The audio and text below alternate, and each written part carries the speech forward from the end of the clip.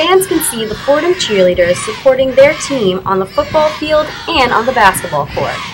I'm here at the Lombardi Fieldhouse, where the Fordham cheerleaders practice to see what keeps them on top of the pyramid.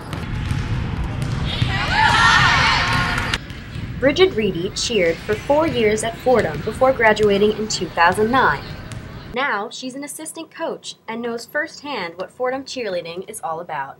We are a varsity sport here at Fordham.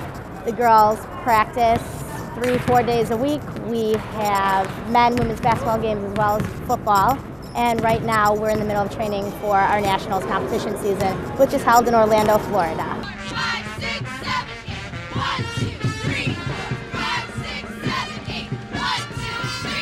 Because the cheerleaders are at every football and basketball game, the stunts that they perform to entertain the crowd are often extra practice for their nationals routine. Well, nationals we go down and compete against usually 20-25 teams, so we really have to train to do the best we can. The girls are in Lombardi practicing 3-4 times a week, and that's on top of the work they put in for men and women's basketball. Football just ended, so as you see, they're working very hard right now.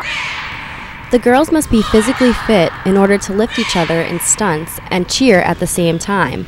They run, work out, and lift weights together, but always with a smile. They're also in the weight room twice a week, and they have a tumbling coach who comes in 2-3 times a week. So it really is a 7-day-a-week commitment, and the girls are passionate about what they do. Cheering 7 days a week seems like a lot of work for a college student. So why does Sarah Dudley, a senior in the Gabelli School of Business, cheer? I cheer because I like to be a part of a team. I like to have a goal and having something to work towards, and we're like family, so it's nice having a whole bunch of sisters to have around. We know that cheerleaders can flip, dance, and stunt, but the Fordham cheerleaders are much more than that. They're a family, and they give back to the Bronx community. We do a few different types of charity work. We always work in the walk in the breast cancer walk. Last year we did the walk for hearing. Last year there's a foundation called Friends of Jacqueline, and it's where college sport teams adopt a child that has been sick or is sick currently.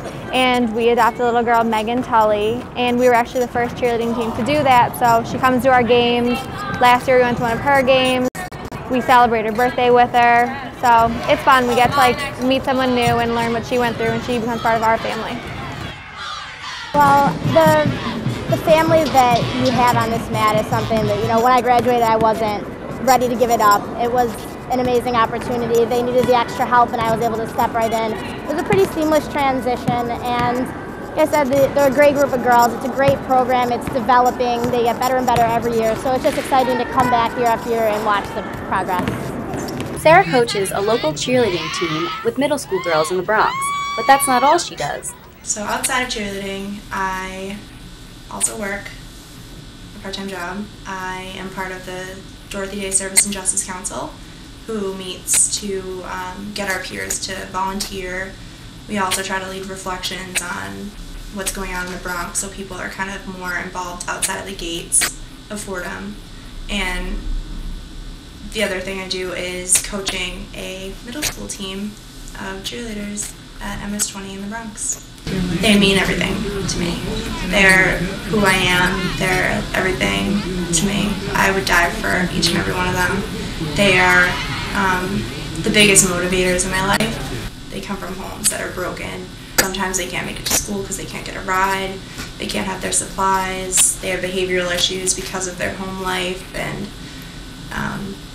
to see them strive for something more than just academics, and to give them a goal and to give them something to look forward to, brings so much to me, because I can take that and I can say, well, if I think I can't get through this day, I know they are, so I can too.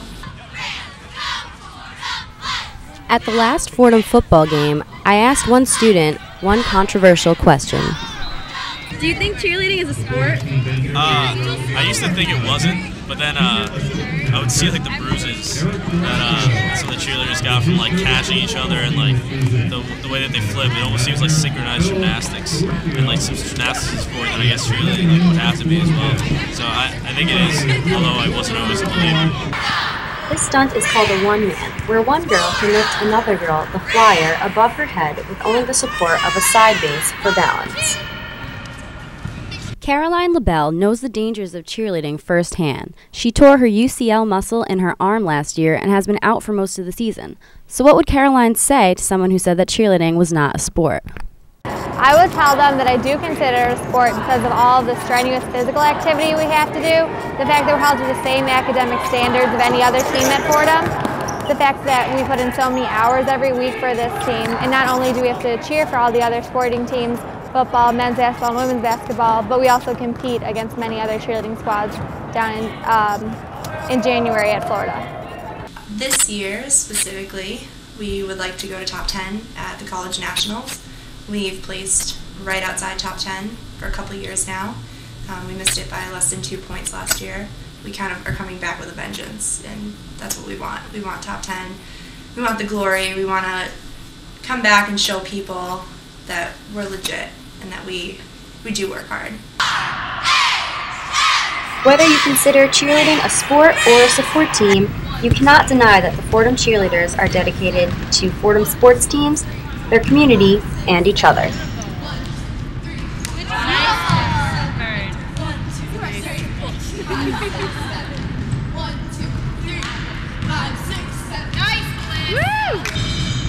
For Eye on Fordham, I'm Allie Rivera.